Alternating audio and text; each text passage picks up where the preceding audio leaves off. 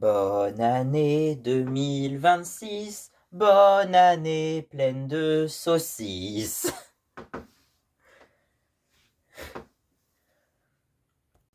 Je vous souhaite à tous un joyeux Noël et une bonne année.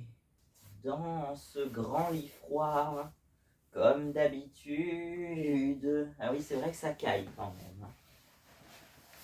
Allez. Bon, on se retrouve ici une fois de plus. Aujourd'hui, on est le 28 décembre 2025 et cette vidéo sortira le 1er janvier 2026. Normalement, ça sera la vidéo du Nouvel An.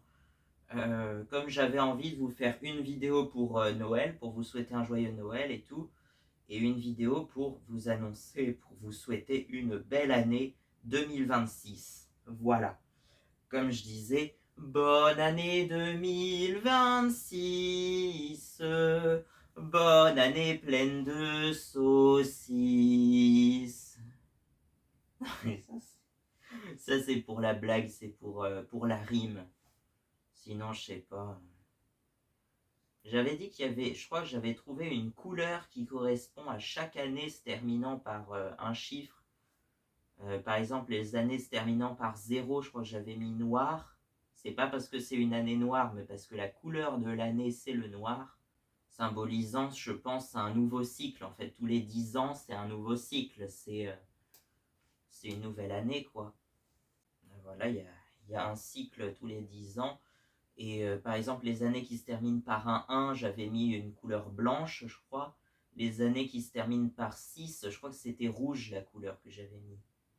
Et pour le 5, ça devait être orange. Enfin, je sais plus, mais il faudrait que je retrouve les 10 couleurs que j'avais mis pour les années. Les années qui se terminent par 4, je crois que c'était bleu que j'avais mis. Aujourd'hui, donc, on arrive en 2026. On est le 28 décembre 2025 et la vidéo sort le 1er janvier 2026. Et donc voilà, je suis rentré chez moi. Je suis rentré hier soir assez tard puisque pour une fois on a tout fait dans la journée. On est parti à 14h30, même 15h. On est arrivé à 22h30. Ouais, on met à peu près sans pause, il y a 7 heures. Et on a fait quasiment pas de pause en 7 heures de route. On s'est juste arrêté au supermarché d'en bas à La Chambre, Saint-Étienne-de-Cuines, si vous connaissez.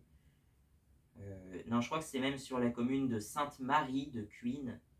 Mais en fait, tout ça, ça forme une agglomération. La Chambre, Saint-Avre, Saint-Étienne-de-Cuines et Sainte-Marie-de-Cuines. Voilà. Alors officiellement, le chef-lieu du canton, c'est La Chambre, mais Sainte-Marie-de-Cuines est légèrement plus peuplée et c'est là où se trouve le collège du canton, à Saint-Étienne-de-Cuines.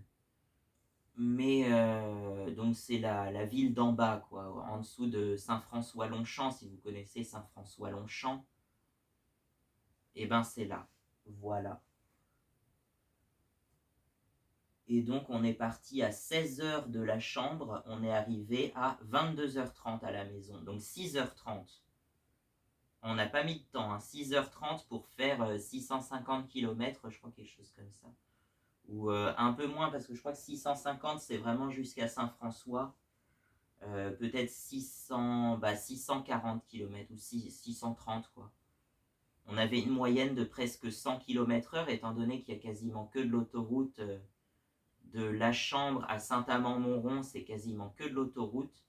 Et ensuite, de Saint-Amand-Montrond jusqu'à chez nous, il y a 2h30 de nationale, quoi, de route moyenne. Ou de grande route, quoi. Donc on est rentré hier à la maison, il fait 13 degrés dans la maison, il fait toujours, là ce matin, 14 degrés dans la maison. Donc il fait pas chaud, mais on a demandé à un voisin de mettre le chauffage pour qu'il fasse pas trop froid quand on rentre. Mais le temps que ça chauffe, là tu vois, il fait toujours 13 degrés. Je suis toujours, oui, j'ai remis mon pantalon de ski ce matin parce que je sais pas pourquoi, j'avais ça sous la main. Ça change de d'habitude où je mets toujours le pantalon de moto, mais bon, il est juste en dessous le pantalon de moto. Voilà, et tiens, puisqu'on parle de moto et qu'on parle de la montagne, de la neige, de tout ça, et ben on va parler de motoneige, voilà. Ou les snowmobiles, comme je les appelle souvent. Bah, c'est comme ça qu'on dit en anglais. En anglais, on dit snowmobile. Voilà. Bon, celle-là, forcément, sur une surface comme ça va pas avancer beaucoup, puisque déjà que sur une surface lisse, j'ai l'impression qu'elle peine un peu à avancer. Mais c'est un système de rétrofriction, je crois qu'on appelle ça, c'est-à-dire que normalement tu fais ça et elle est censée partir en avant après, mais ça marche pas très très bien en fait. Après c'est pas très grave, moi je l'utilise pas souvent comme ça, c'est juste comme modèle réduit, comme miniature et comme ça, comme ça j'aurai vraiment une motoneige et je saurai faire montrer, non faire montrer ça veut rien dire, mais je ferai savoir que j'aime les motoneiges, voilà. C'est pas très courant comme passion, alors faisons-la reconnaître au moins. Bon, c'est pas tellement le sujet de la vidéo, puisque je ferai une vidéo spéciale pour les motoneiges tous les 21 janvier, j'avais dit, puisque j'ai décidé que le 21 janvier, ça serait la fête des motoneiges. Voilà. Pourquoi le 21 janvier? Je sais pas. Je pense que j'ai dit ça principalement parce que c'est un mois tout pile après le 21 décembre, donc le solstice d'hiver. Donc en gros, c'est en plein hiver, quoi. Le 21 janvier, c'est vraiment le plein hiver. Et c'était pour combler un vide un peu entre le 6 janvier, la galette des rois, et le 2 février, qui est la présentation du Seigneur, la chandeleur, voilà. Ouais. Et puis après, il va y avoir Mardi Gras et le Carême, mais bon, c'est vrai que le Carême, c'est une période de jeûne pour les chrétiens, quoi, comme c'est un truc qu'on a un peu oublié, j'ai l'impression, alors que par exemple les musulmans, ils ont le Ramadan, c'est un peu pareil, enfin c'est pas pareil, mais c'est aussi une période de jeûne. Euh, et donc les chrétiens, ils ont le Carême, qui est aussi une période de jeûne qui dure, je crois, je sais plus si c'est 40 ou 47 jours, mais en gros du lendemain de Mardi Gras, qu'on appelle les cendres, jusqu'au, je sais plus si c'est au dimanche de Pâques ou au dimanche des Rameaux, mais si c'est le dimanche des Rameaux, ça fait 40 jours. Si c'est jusqu'à Pâques, ça fait 47 jours. Voilà. Et donc le mardi gras serait donc le dernier jour gras avant le carême, qui commence le mercredi des cendres, donc le lendemain. Et donc, cette année, mardi gras, ça tombe le 17 février, je crois. Si je dis pas de bêtises, c'est le 17 février, mardi gras. Je crois que c'est ça. À vérifier, mais je crois que c'est ça. Le 17 février. Mais en fait, et Pâques c'est le 5 avril cette année. Oui, c'est ça, c'est le 5 avril.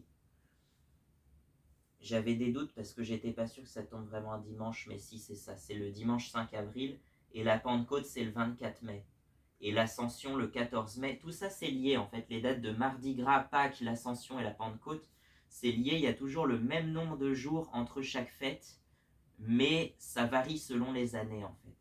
Alors j'ai vu que c'était une histoire de lune après l'équinoxe de printemps, mais c'est plus compliqué que ce que je pensais. Moi je pensais que c'était juste après la première pleine lune après l'équinoxe de printemps en fait, tout simplement. Mais en vrai c'est encore plus compliqué que ça pour décider la date de Pâques, mais il y a tout un calcul sur la date de Pâques qui est assez complexe, donc je vous laisserai regarder ça sur Wikipédia. Moi-même j'ai pas compris grand-chose, donc... Donc le mieux, c'est encore de chercher,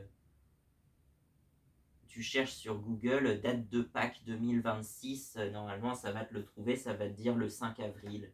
Et une fois que tu as le 5 avril, tu fais 7 semaines en avant pour trouver la date de la Pentecôte qui sera donc le 24 mai. Et tu remontes de 10 jours pour avoir l'ascension qui sera le 14 mai. Voilà. C'est comme ça que j'ai fait moi en tout cas. Et donc je voulais dire tout ça parce que en fait mon anniversaire ça tombe en général, enfin ça tombe toujours même en plein carême justement, hein, puisque c'est le 23 mars, donc c'est souvent, enfin c'est même tout le temps dans le carême, puisque le mois de mars. L'année dernière, Mardi Gras, c'était le 4 mars, par exemple, c'était plus tard. Cette année, c'est le 17 février. C'est souvent fin février, des fois début mars.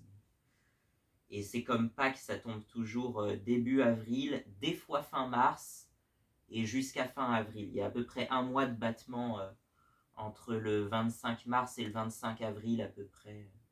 Tout comme la Pentecôte, ça tombe généralement entre le 15 mai et le 15 juin, mais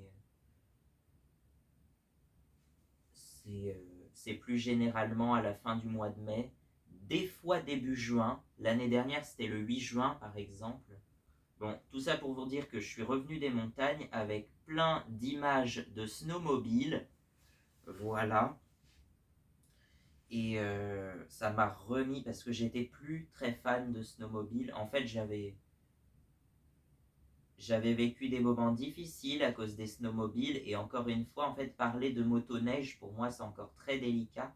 Parce que j'ai beaucoup de sujets qui m'angoissent.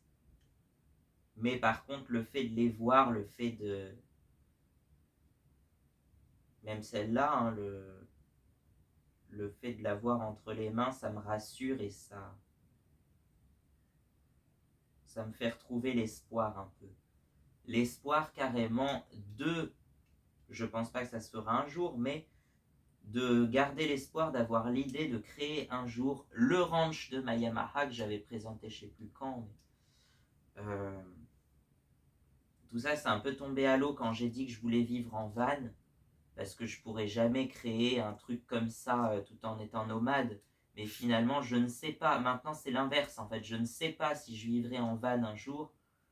Du coup, je suis revenu sur l'idée du ranch de ma Yamaha, que je ne sais toujours pas où implanter, en Savoie, en Lozère, en Andorre, en Espagne, en Suisse. Je ne sais pas. Mais le principal, c'est qu'il faudra que ça sera dans une région où il y a de la neige, dans le Jura aussi par exemple. Le Jura, ça me semble être une bonne région pour la motoneige en tout cas. Mais bon, encore une fois, c'est pas très reconnu. Et il y a assez peu de fans de motoneige en France, comme je le disais. Moi, je suis passionné de moto, de quad et de motoneige. Et certes, des motards, il y en a beaucoup. Enfin, il y en a certainement pas assez pour moi, mais il y en a beaucoup quand même. Il y en a environ 3 millions sur toute la France. Enfin, en tout cas, 3 millions de motos. Et 3 millions de motos, pour moi, ça me paraît quand même un assez grand nombre. Hein. Mais ça reste petit par rapport aux 40 millions de bagnoles et aux 67 millions d'habitants en France, à peu près. Donc tu vois l'idée que ça représente. Donc imagine s'il y a 300 millions de motos, 300 millions, ça fait beaucoup, 3 millions de motos, il y a peut-être 200 000 quads et 2000 motoneiges par exemple. Je sais pas, mais je dirais ça au hasard. Mais tout ça pour dire que des passionnés de quad, il y en a certainement beaucoup moins que des passionnés de moto. Et des passionnés de motoneige, il y en a encore moins. Mais il y en a quand même, je pense. Faut juste bien les trouver, mais il y en a quand même quelques-uns à mon avis. Et c'est pour ça que je pense que c'est peut-être en partie pour ça, inconsciemment, je m'en étais pas rendu compte, mais que je m'étais dirigé plus vers la moto, parce que quand j'ai eu mon permis moto, ça y est, je l'ai eu le 4 août 2025. Et ben quand j'ai eu mon permis moto, je me suis dirigé plus vers les motards en général, mais j'en connais pas très grand chose. Et là, ça m'a encore plus énervé, enfin ça m'a beaucoup énervé quand le peu de motards que je connaisse, bah ils sortent pas souvent la moto, quoi. Pour moi, les vrais motards, et du coup là je pense pas qu'il y en ait 3 millions en France, il y en a certainement encore moins, des motards qui roulent quotidiennement ou très régulièrement, et surtout l'hiver, en plein hiver quand il fait moins 15, peut-être pas moins 15 parce qu'après avec le verglas faut se méfier, c'est quand même un peu dangereux, mais en hiver au moins quoi. Et je pourrais vous mettre ça en post, mais j'ai l'impression que les posts sont pas très visibles et sont pas exposés, enfin il y a un appareil, je sais plus je sais plus, je crois que ça doit être sur la tablette, un truc comme ça, que je peux pas voir les posts justement, ou du moins je ne les vois plus. Je les avais vus à une époque, mais maintenant je les vois plus. Et par contre, je peux les voir sur téléphone et sur ordi, mais je ne le vois plus dans le flux des abonnements. Je le vois que quand je clique sur l'onglet post, en fait. Donc pour vous, ça doit être la même chose. J'ai fait quelques posts sur ma chaîne, notamment un qui certainement n'a eu aucune vue et aucune reconnaissance, juste pour dire que je changeais de nom, hein, puisque désormais je m'appelle Albertus Mayamaha depuis le 1er décembre, au lieu de moi, Mayamaha et mes nounours, qui était mon ancien pseudo, parce que je trouvais ça trop long et pas assez identifiable à un nom en particulier. Donc maintenant, pour faire simple, ça sera Albertus Mayamaha ou Matisse Albertus. On va décortiquer tous ces noms-là. En fait, Matisse, c'est mon vrai prénom. Voilà. Mais mon vrai prénom, j'ai du mal à assumer. Je sais pas pourquoi, mais j'ai du mal à l'assumer, mon vrai prénom. Du coup, je me suis caché derrière un second prénom qui est Albert. C'est pareil, c'est pas du tout mon prénom, c'est pas du tout mon deuxième prénom non plus, mais c'est un prénom qui a de l'importance pour moi pour des raisons familiales en quelque sorte, hein, en référence au nom de mes ancêtres, de mes parents, de mes grands-parents. Donc c'est en référence à ça, j'ai choisi Albert et j'aime bien ce prénom aussi. Y a aussi le prénom Julien que j'aimais bien parce que à une époque, en fait, à l'époque où je vivais un peu dans mon monde avec les nounours, j'accompagnais les nounours, je m'appelais Julien et j'avais 15 ans de plus qu'en vrai. C'est-à-dire que quand j'avais commencé ça, je crois que je devais avoir 10 ans, quelque chose comme ça, donc en 2014. Et à l'époque, j'avais dit j'ai 25 ans. Je disais que j'avais 25 ans et que par conséquent, j'étais né en 1989. Ce qui aujourd'hui me donnerait 36 ans. Le Julien, en tout cas le personnage de Julien, il a 36 ans aujourd'hui. Il est né en 1989. Il va en avoir 37 d'ailleurs en 2026. Et je l'avais fait naître, je crois, le 24 mars, un jour après moi, je sais pas pourquoi. Parce que je trouvais que 23, c'était un chiffre un peu bancal que j'aimais pas trop. Et du coup, 24, c'était plus stable. C'est 6 fois 4, c'est 3 fois 8, par exemple. C'est un nombre un peu plus stable, quoi. Ouais, j'ai beaucoup de visions des fois avec les chiffres. D'ailleurs, tu savais que tu prends n'importe quel nombre carré, par exemple, 10 fois 10, ça fait 100. Et ben, si tu prends le nombre d'au-dessus et le nombre d'en dessous que tu multiplies ensemble, ça fait toujours un de moins. Et tu peux essayer avec n'importe quel chiffre. 11 fois 9, ça fait 99, par exemple. Ok, pas convaincu. 15 fois 15, ça fait 225. Maintenant, si tu prends 16 fois 14, alors j'ai pas vérifié, mais je suis quasi sûr que 16 fois 14, ça fait 224. Voilà. 17 fois 17, ça fait 289. Et si tu prends 16 fois 18, ça fait 288. Comme par hasard. Non mais c'est dingue, quoi. 21 fois 21, ça fait 441. 20 fois 22, 20 fois 22, ça fait 440, quoi. C'est dingue, quoi. C'est incroyable. J'adore ce fait sur les multiplications, quoi. Sur les nombres carrés. Alors 2025, par exemple, c'était un nombre carré. 2025, c'est égal à 45 fois 45. Donc j'imagine que si tu prends 44 fois 46, eh ben ça fait 2024, ça te donne l'année d'avant. J'ai pas vérifié, mais j'en suis quasi sûr. C'est dingue ce fait, personne n'en a jamais parlé, non? Je sais pas. Des fois, les maths, c'est incroyable, hein. Je sais qu'à l'école, j'aimais pas trop les maths, mais pourtant, il y a des trucs que je trouve incroyables en maths. Il y avait une chaîne YouTube que j'aimais bien, c'est MicMath, enfin de son vrai nom, Michael Launay, puisque le nom complet de la chaîne, c'est Michael Launay / MicMath, je crois que c'est ça. Et il doit être certainement prof de maths, je suppose. Et il connaît plein de choses, des faits. Il te sort des faits incroyables sur les maths. des problèmes non résolus, le nœud de Conway par exemple, les solides de Platon aussi, c'était une vidéo assez connue. En gros, les solides de Platon, c'est des volumes qui sont très réguliers en fait. Le cube, par exemple, en fait partie. Le cube, c'est un solide de Platon. Alors la sphère n'en fait pas partie parce que c'est pas des faces, la sphère, c'est une sphère, c'est arrondi. Mais les solides avec des faces, donc tu as le cube, le tétraèdre, qui est la pyramide à base triangulaire, équilatérale, puisqu'il faut que tout soit parfaitement régulier. L'octaèdre, qui est une sorte de diamant de double pyramide, quoi. L'icosaèdre, qui est une figure à 20 triangles équilatéraux.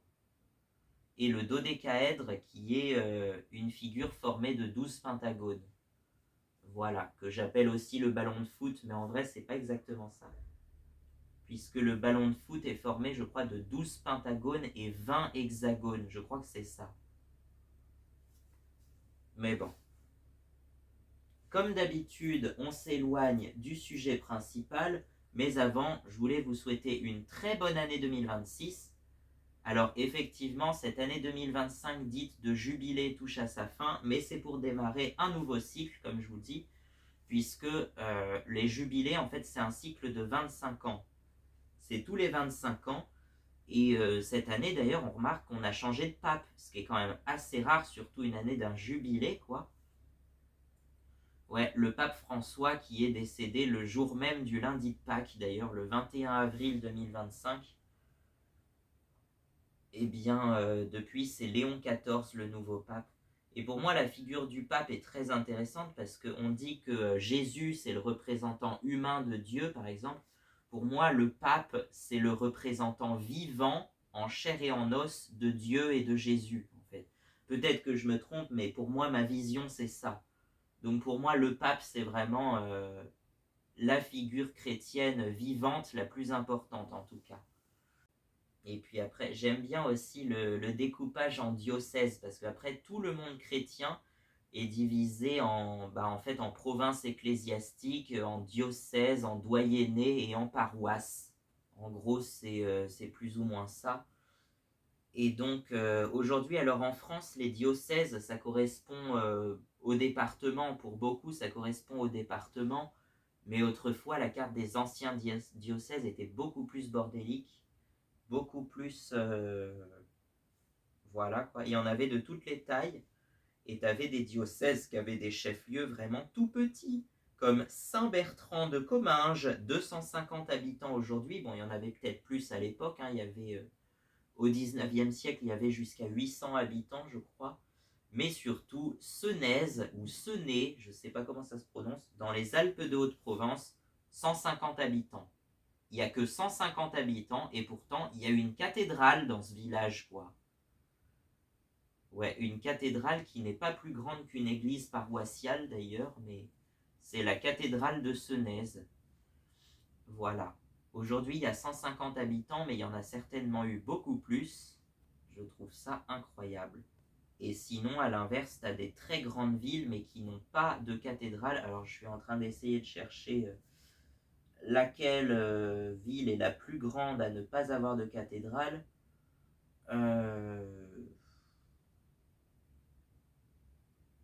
Peut-être La Roche-sur-Yon, par exemple, puisque c'est une ville assez récente, enfin, une ville qui est devenue importante assez récemment, à l'époque de Napoléon seulement, puisque avant il n'y avait que 1000 habitants avant la Révolution, et en 1870 elle dépasse les 10 000 habitants, et aujourd'hui elle dépasse les 50 000 habitants. La cathédrale qui correspond au diocèse de la Vendée, c'est Luçon, qui est une ville d'à peu près 9000 habitants. Et d'ailleurs, on y a été à la cathédrale de Luçon. Franchement, je la trouve magnifique, mais le reste de la ville est un peu décevant. Je suis désolé, mais c'est assez décevant. Et je connais un des cousins de ma famille qui habite en Vendée, il disait effectivement que c'est moche, Luçon. Et c'est dommage parce que la cathédrale est super jolie à l'intérieur surtout, mais même à l'extérieur. Par contre, le reste de la ville, c'est vrai que ça fait pas du tout rêver, quoi. C'est dommage, ça fait limite ville morte en plus, alors qu'il y a quand même 9000 habitants. Je trouve ça dommage, moi, perso. Même les façades des maisons, il y a quelques façades importantes, mais entre les fils électriques qui passent dans la rue et des façades vraiment moches, effectivement, je suis désolé, mais faites un effort, les Luçonnais, quoi. Oui, je vous ai pas menti, il y a vraiment des fils électriques qui passent encore dans la rue, quoi, à Luçon. Enfin, un peu en aérien, quoi. Après, chez moi, à la campagne, ça se fait encore, mais dans les villes, c'est un peu plus étonnant, je trouve. Mais bon. Bon, alors on en était où? On en était au pape, à l'année 2025. Donc, tu vois, en fait, je divague sur des sujets, ça forme une chaîne à chaque fois, en fait. Ça forme une chaîne, un maillon qui me fait penser à autre chose, qui me fait penser à autre chose, qui me fait penser à autre chose. Chaque chose entre elles est liée, mais à force, ça s'en éloigne de plus en plus. Oula, désolé la snowmobile. Donc voilà, une très bonne année 2026. Alors je vous souhaite d'avancer vos projets durant l'année 2026, effectivement. Encore une fois, je disais que j'avais très peur du temps qui passe et des années en fait. En 2025, l'année 2026 me faisait extrêmement peur et tout ce qu'il y a après. Donc j'essaye de me raccrocher à ce que je peux. L'autre chose, c'est que par exemple, j'ai pas peur de vieillir, moi. Moi, je m'en fous en fait de prendre de l'âge, à part éventuellement quand je serai très vieux, je regrette de ne pas avoir fait ça plus jeune. Tu vois, il y a des fois des trucs comme ça. Mais j'ai 21 ans, bientôt 22. Je vais avoir 22 ans au mois de mars, là. 22 ans déjà, tu vois, ça avance, ça passe vite. Je regrette encore l'année 2019 où j'avais 15 ans, où je faisais plein de choses, mais j'étais moins mature, effectivement. Pour moi, 2019, c'était une très belle année. C'était une des plus belles années que j'ai connues, l'année 2019. Et encore une fois, j'ai assez peu de photos d'archives parce que je prenais pas beaucoup de photos à l'époque et que mon premier téléphone, je l'ai eu justement en 2019. Et je l'aurais encore s'il n'était pas passé sous une voiture, hein, mais bon. Mais la preuve que Samsung, c'est du solide parce qu'il marchait encore hein, après ça. C'est juste l'écran qui était... on voyait plus grand-chose, mais il marchait encore. Hein. Donc celui-là, il date de 2022. Celui que j'ai à présent, il date de août 2022, je crois. Je les ai toujours eus au mois d'août, mes téléphones, en fait. Hein. Le premier en 2019, au mois d'août également. Et ensuite en 2022, au mois d'août également. Par contre, j'ai un petit souci, c'est que depuis quelques temps, depuis un an peut-être maintenant, j'ai plus du tout les photos qui étaient sur la carte SD. J'ai tout perdu, mais comme forcément je sauvegarde beaucoup sur l'ordinateur, je les transfère beaucoup. En fait, toutes les photos que j'avais besoin, à un moment, je les ai transférées sur l'ordi et du coup, j'en ai encore beaucoup. Ça va, heureusement que j'ai fait ça parce que sinon, je te raconte pas la galère. J'ai tout essayé pour essayer de relire la carte SD parce qu'elle existe encore, mais elle est plus reconnue. Enfin, je sais pas ce qui se passe. C'est comme s'il n'y en avait pas. Mais en même temps, je regrette pas non plus d'avoir pris un téléphone avec plus d'espace parce que je crois que l'ancien, il y avait que 32 gigas et 64 sur la carte SD, un truc comme ça. Euh, Aujourd'hui, j'ai 64 toujours sur la carte SD puisque c'est la même, hein, c'est celle de mon ancien téléphone. Mais justement, elle marche plus. Donc j'ai 128 gigas sur le téléphone et ben j'en ai libéré 20 avant de partir en vacances. J'ai libéré 20 gigas de mon téléphone que j'en ai transféré une partie sur l'ordi. J'ai viré toutes les grosses vidéos qui ne servaient plus ou j'en ai transféré sur l'ordi. Mais maintenant, c'est sur l'ordi que j'ai plus beaucoup de place parce que j'ai un disque dur externe qui fait à peu près 1000 gigas, je crois, 1000 Go. Enfin, 900 et quelques en vrai, mais c'est classé comme un 1000. Euh, Bah, c'est déjà quasiment plein. Il me reste plus que 70 gigas d'espace. Donc voilà. Et tout ça en 3 ans. Hein. En l'espace de 3 ans et près de 600 vidéos, c'est vrai que ça fait quand même beaucoup.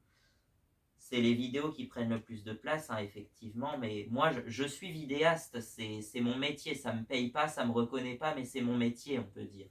Je disais, j'ai 50 métiers, mais rien qui me paye et rien de reconnu officiellement. Je peux éventuellement te dire que je suis architecte et designer automobile aussi, mais j'ai rien de reconnu officiellement, je ne suis absolument pas ingénieur, je fais juste des dessins sur papier quoi, ou sur ordi, mais je fais des dessins moi-même à la main sur papier, mon dessin de ma voiture idéale et j'en suis fier. Je peux vous le montrer à l'écran puisque non seulement je l'ai fait sur papier, mais ensuite je l'ai recalqué sur l'ordi, ce qui donne ceci.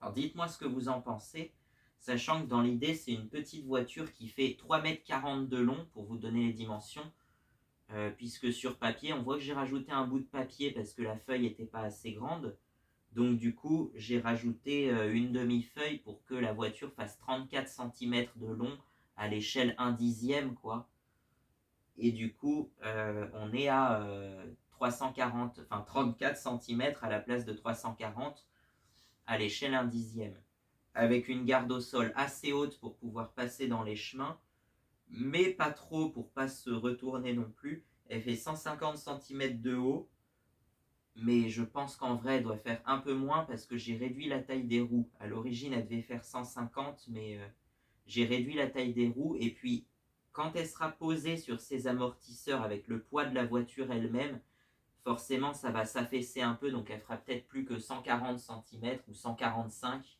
en hauteur. Mais voilà, ça donne une idée. Et la largeur est de 140 cm, donc c'est pas très large. Avec les rétroviseurs, on atteint 168 cm. C'est ce que j'avais dit en tout cas dans l'idéal. Je voulais qu'elle fasse 140 cm sans les rétroviseurs. Juste la carrosserie fait 140 cm de large. Et avec les rétroviseurs, on arrive à 168 cm de large. Maintenant, on passe à la motorisation, ce qui intéresse tout le monde. Pour moi, la motorisation idéale pour une petite voiture comme ça, c'est le bicylindre 800 cm3, qui ferait quand même dans les 75 chevaux. Oui, parce que c'est un moteur de moto de base pour moi. Je voulais mettre un moteur de moto bicylindre 800 cm3, environ 70 chevaux ou 75 chevaux. Pour moi, ça suffit largement pour une petite voiture comme ça qui va faire certainement que 600 kg, un truc comme ça, j'en sais rien. Je me suis pas mal basé aussi sur les buggy SSV, parce que moi, vous savez que on peut le dire, je suis fan, que je suis de l'équipe Yamaha. J'ai jamais été sponsorisé par Yamaha, mais je suis très fan de Yamaha en général, et Yamaha, ils ont pas vraiment, en fait, ils ont jamais sorti de vraies voitures citadines, routières et tout ça, quoi. À la différence de Suzuki et Honda, par exemple. D'ailleurs, la Suzuki Taylor Swift, que j'aime beaucoup, enfin, je l'appelle Taylor Swift, mais en vrai, c'est la Suzuki Swift, tout simplement. Voilà. Ophélia live. Non, avant je l'identifiais avec Shake It Off, puisque c'est la chanson la plus connue de Taylor Swift, je pense. Mais maintenant, pourquoi pas l'identifier à The Fate of Ophelia, par exemple, qui est... Je sais pas, je connais pas beaucoup Taylor Swift en vrai, parce que je l'ai pas beaucoup écouté. Et je suis passé à la radio, je suis passé à côté de ses nombreux tubes, donc je sais même plus. Je sais qu'il y a l'album Lover qui est sorti en 2019, je crois, qui est très connu, mais je suis incapable de vous citer les titres de cet album. Alors que 1989, par exemple, il y a Shake It Off et Blank Space, donc parmi les plus grands tubes de tous les temps, certainement. Taylor Swift, elle a égalé un record qui était détenu par les Beatles, quoi, carrément. Donc forcément, quand on en arrive à ce niveau-là, elle est connue pour être celle qui a la tournée la plus lucrative de l'histoire, apparemment, la tournée la plus rentable de l'histoire. Elle aurait relancé l'économie de certains pays, apparemment. Oui, enfin, j'ai entendu ça, je ne sais pas si c'est vrai, mais j'ai entendu ça. Et puis, c'est peut-être une des chanteuses les plus riches du monde aussi, certainement. Donc voilà. On dit souvent, enfin les fans de Taylor Swift, on les appelle les Swifties, je crois. Tout comme les fans de K-pop, je sais plus comment on les appelle. Il y a un nom pour les fans de K-pop, de la musique coréenne. Moi, je sais que je suis pas fan de musique coréenne. Enfin, c'est pas que j'aime pas, mais j'écoute pas spécialement ça, quoi. Forcément, ce que j'écoute le plus, c'est la vieille musique hein, des années 60-70. Pas que les Beatles, mais tu vois, tu as des groupes comme Electric Light Orchestra, par exemple. C'est pareil, ça fait longtemps que je ne l'ai pas écouté, mais ça fait partie de mes groupes préférés. Ou encore, bon, les Rolling Stones, les Kings, les Who, éventuellement Led Zeppelin, mais j'écoute pas beaucoup Led Zeppelin en fait. C'est pareil, Pink Floyd, j'écoute pas beaucoup, je suis moins fan. C'est pas que j'aime pas, encore une fois, mais j'aime moins en tout cas. Mais tout ça, quoi, tout ce qui est considéré comme les meilleurs groupes de l'histoire, ou encore un groupe que personne connaît mais que tout le monde a déjà entendu sans savoir vraiment qui était à l'origine de ces chansons, Fleetwood Mac. Voilà, vous connaissez Fleetwood Mac quand même, avec des chansons comme Dreams par exemple. Na, na, na, na, na, na, na. Players only love you when they... Bon bah voilà, ça c'est la chanson la plus connue de Fleetwood Mac, mais qui est vraiment un immense tube encore aujourd'hui. Et l'album dans lequel elle est sortie, l'album Rumors, se serait vendu à plus de 40 millions d'exemplaires, soit, selon les sources, entre le 7e et le 4e album le plus vendu de tous les temps. Voilà. Juste derrière The Dark Side of the Moon de Pink Floyd, Back in Black de AC/DC, et puis Thriller de Michael Jackson, mais bon. Alors qu'à l'inverse, les Beatles, bah, ils n'ont pas vendu tant d'albums que ça. Ils ont peut-être plus vendu de singles et de compilations. Et du coup, en fait, leur album le plus vendu, c'est Sgt. Pepper, qui s'est vendu à peine 35 millions d'exemplaires. Alors que pourtant, tout le monde connaît les Beatles, quoi. Sgt. Pepper, l'album blanc, 25 millions à peu près, et Abbey Road, environ 30 millions. Voilà. Rubber Soul, je sais pas combien il s'est vendu alors que l'album est immensément culte. Hein. Baby, you can drive my car. Mais bon, on va pas s'éterniser sur les Beatles. On l'avait déjà fait sur la vidéo sur Noël. Là, pour la nouvelle année, j'ai quelque chose à vous annoncer. Donc, si vous êtes resté là, est-ce que vous avez vu? Je vais pas tout vous dire. Il faut que je garde la surprise quand même. Mais j'ai une surprise à vous annoncer. Parce que vous avez peut-être vu quelque chose de nouveau dans la vidéo sur la tournée des décorations de Noël qui est sortie hier, donc le 27 décembre. Il y a quelque chose de nouveau, il y a quelque chose que vous n'avez probablement jamais vu sur la chaîne. Alors essayez de voir, peut-être qu'on la voit dans la vidéo, je ne sais même plus, mais je crois qu'on la voit dans la vidéo. Mais en vrai, c'était plutôt derrière moi, donc on la voit pas trop. Mais je crois qu'on la voit au début et à la toute fin de la vidéo. Il y a eu une surprise, il y a quelque chose qui n'était pas là avant. Je vous laisse deviner ce que c'est. Et on se reverra pour le 6 janvier, pour l'épiphanie. Le 6 janvier précisément, il y aura la vidéo de cette nouvelle chose. Il y aura une nouvelle vidéo le 6 janvier pour révéler cette surprise que j'avais envie de garder secret à un moment parce qu'il fallait le temps que je m'adapte un petit peu. Donc voilà. Mais en tout cas, elle aussi, elle était très contente d'apprendre des nouvelles de l'ARS Viking. Comme je le dis, hein, l'ARS Viking, c'est la motoneige. Hein, c'est une grosse motoneige utilitaire qui est d'ailleurs sur le blason de ma chaîne, sur le logo de ma chaîne. Il y a la XTX, ma XTX, le quad Yamaha Bruin 350 et l'ARS Viking.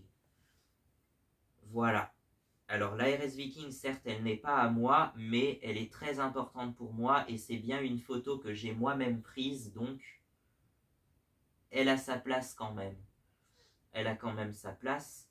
On y trouve toujours les nounours en bas du blason. On n'a plus la montagne, mais on a la neige quand même.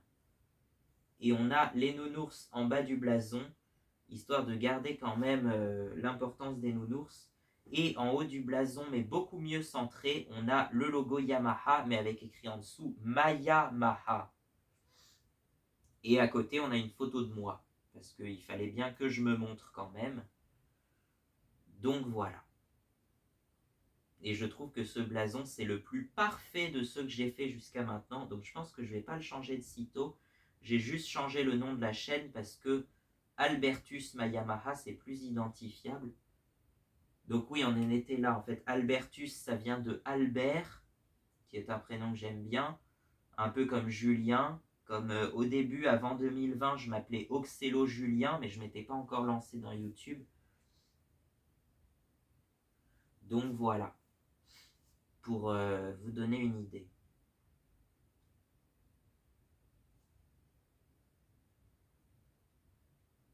Il est 10h40, j'espère que ça tourne toujours, ça doit faire presque une heure.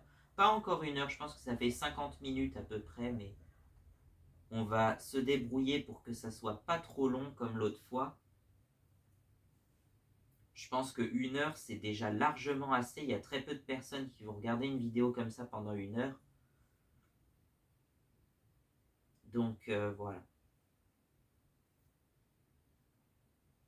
Et donc Albertus, en fait, c'est également mon nom d'artiste. Et ensuite Mayamaha.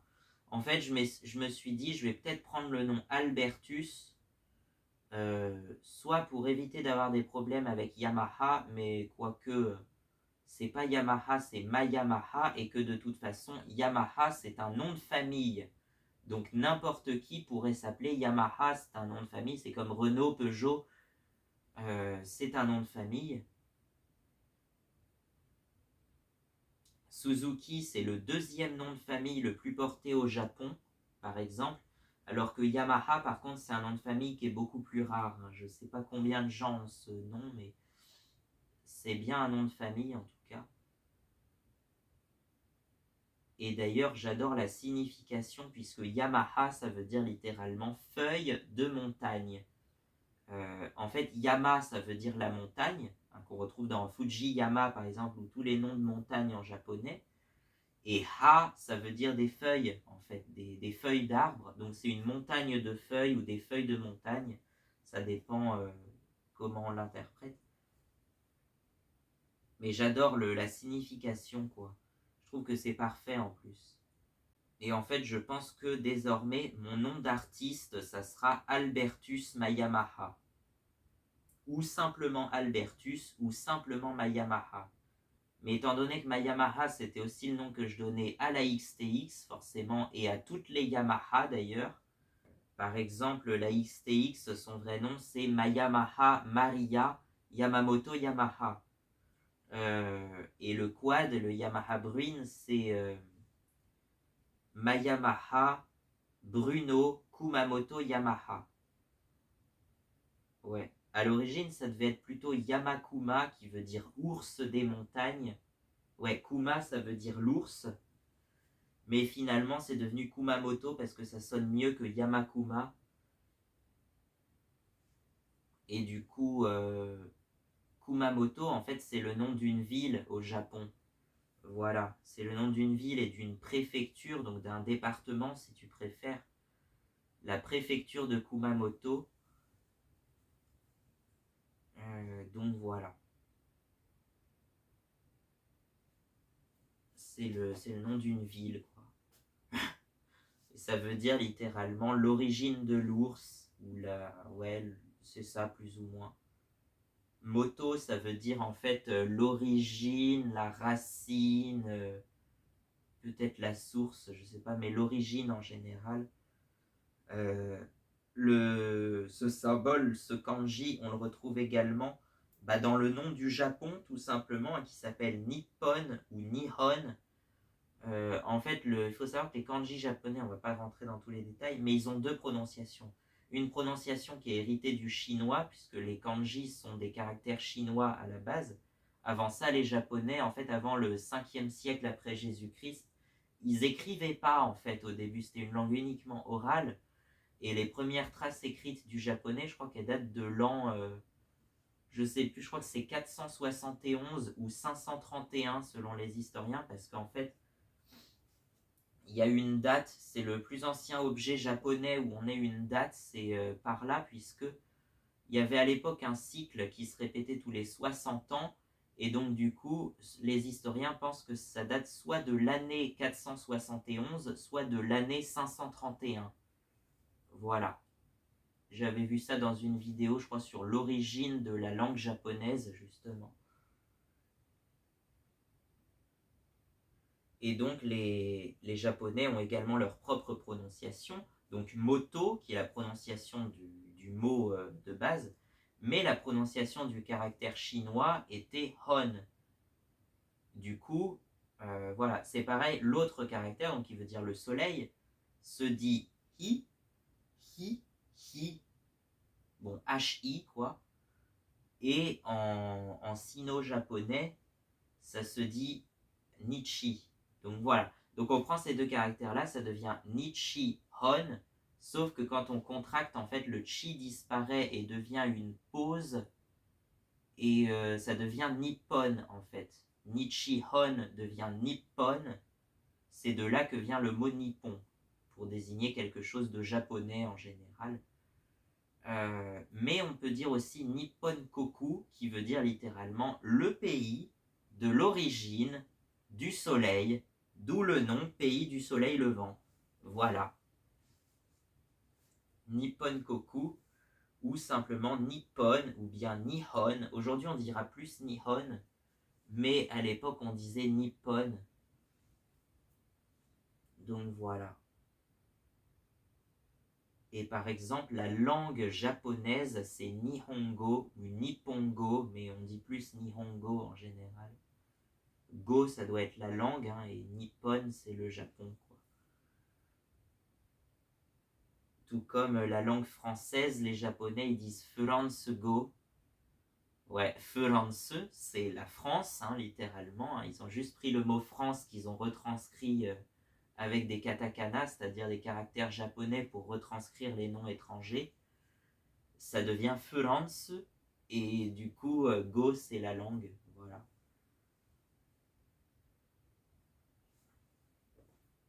Bon, c'est pareil, on n'était pas là pour faire un cours de japonais, mais je trouve que cette langue, surtout l'origine des noms de famille, c'est passionnant.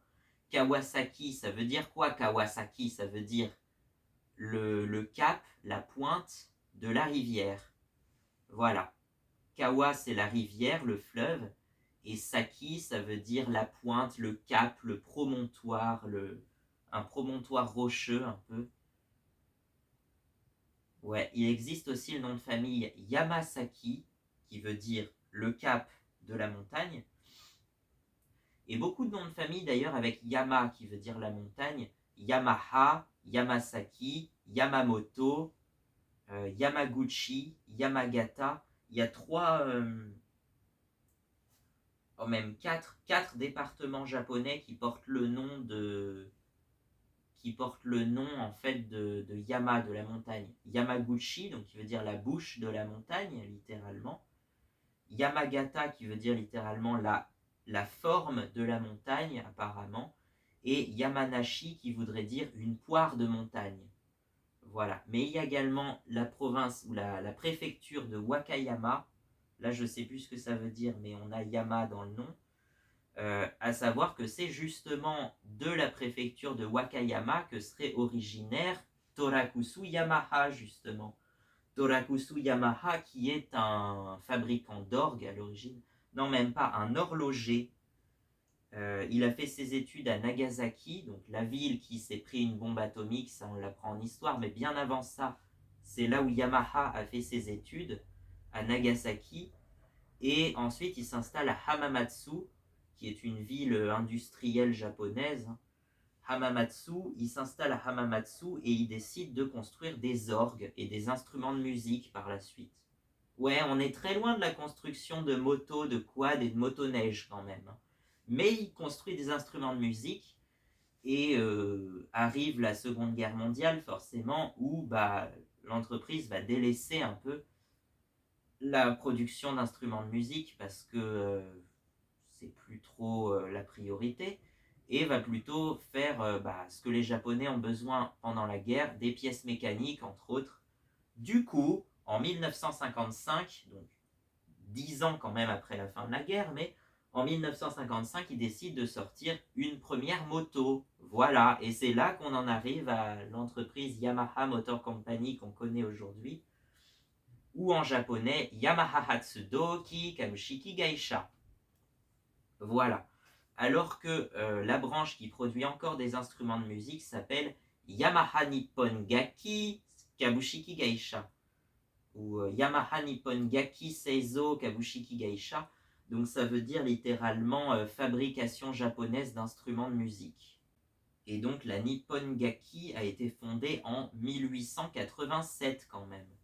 Soit 70 ans avant les motos, quoi. Mais bon.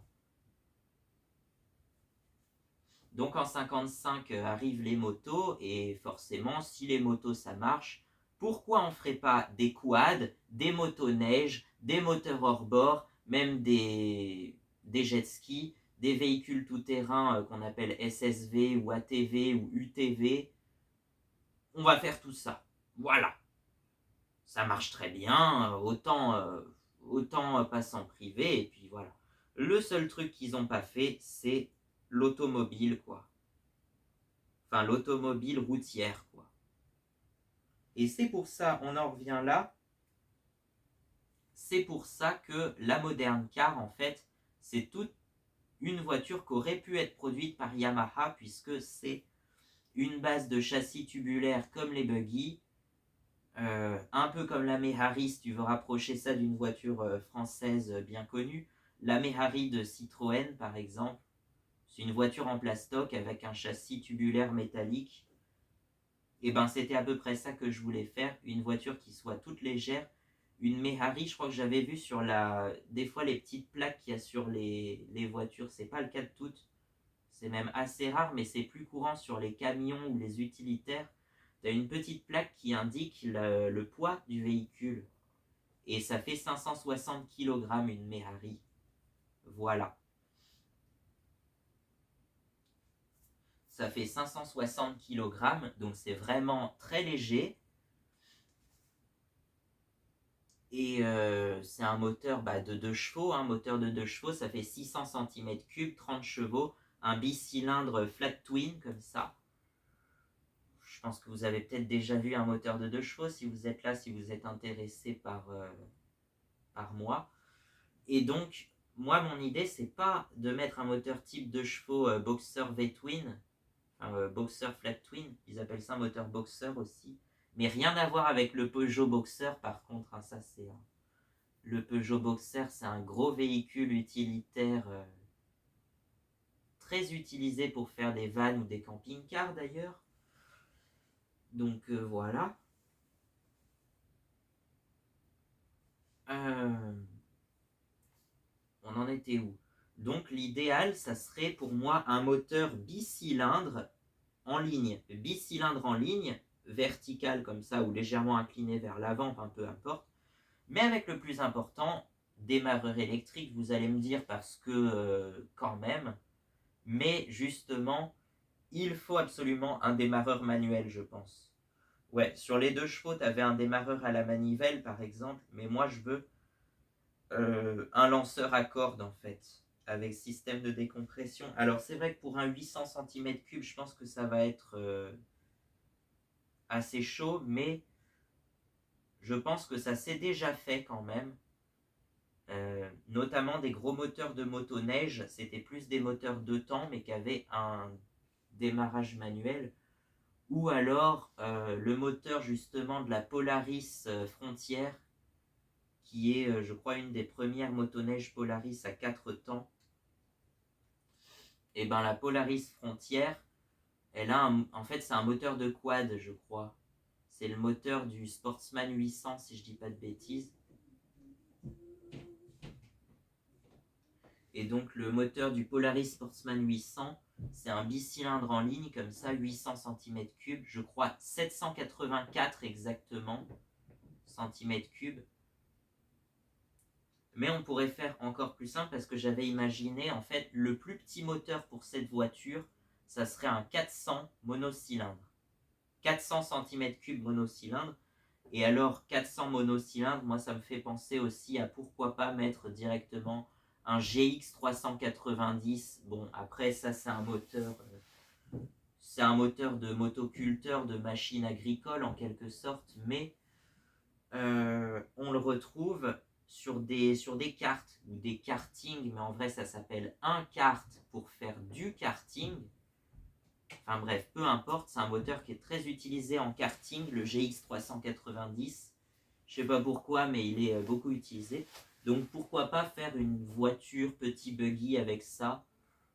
C'est ce que je m'étais dit. Après, par contre, ça n'a pas une puissance de dingue. Ça fait 13 chevaux d'origine. Peut-être une vingtaine de chevaux si tu enlèves le gouverneur, là où je ne sais plus comment ça s'appelle. Enfin, en anglais, le governor, mais c'est une petite pièce apparemment qui limite le nombre de tours minutes. Donc, ça limite à 3600 tours minutes, alors qu'en compétition, tu peux atteindre les 6000 tours minutes peut-être avec ça. Donc gagner de la puissance et atteindre les 20 chevaux au lieu des 13 chevaux d'origine d'un moteur de presque 400 cm3, quoi. 389 cm3 exactement. Mais bon, je pense que finalement une base de moteur de moto, ça serait peut-être plus approprié, ou surtout de moteur de quad, qui développe pour un 400 cm3 environ 36 chevaux. C'est ce que j'avais imaginé en tout cas.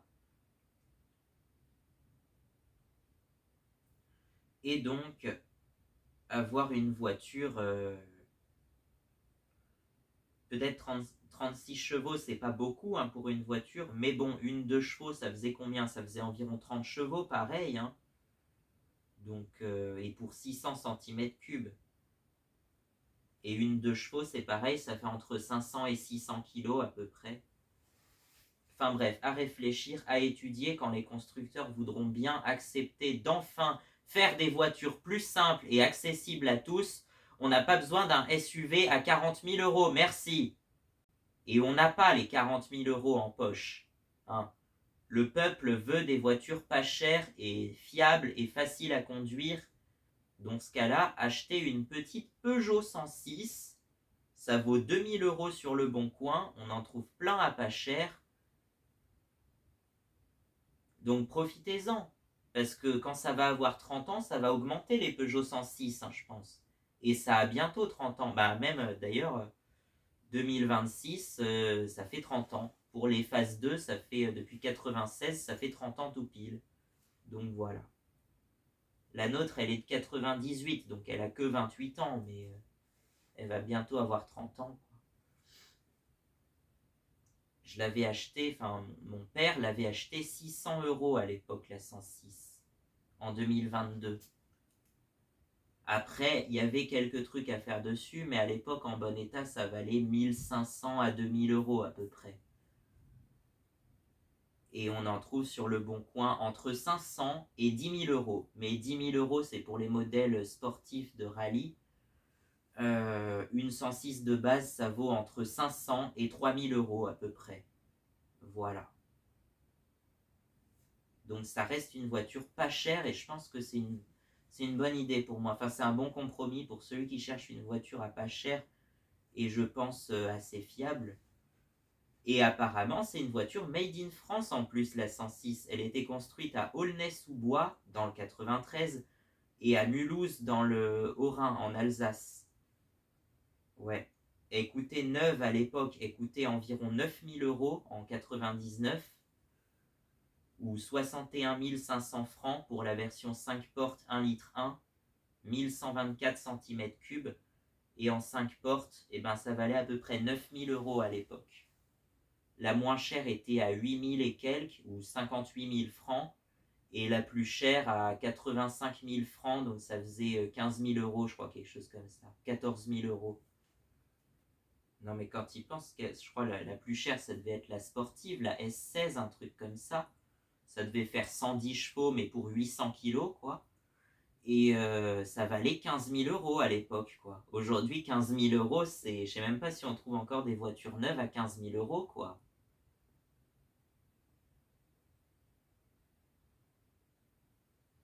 Parce que tout ça, c'est le prix neuf, hein, que je te dis, hein. C'était ce qu'il y avait sur le catalogue. Avec le prix, ça valait 60 000 francs. Enfin, la 1 litre 1 5 portes, ça valait 60 000 francs ou 9 000 €. Voilà. Il y avait à la fois le prix en francs et en euros, hein, en plus. Ouais. Donc voilà, il est 11 heures tout pile. Je pense qu'il est temps de clore ce chapitre. Effectivement, de vous souhaiter une bonne année, une très bonne année 2026, et puis à bientôt. Et on se retrouve. Ne manquez pas la surprise du 6 janvier pour l'épiphanie, tiens, par exemple. Ne manquez pas la surprise du 6 janvier pour l'épiphanie et pour...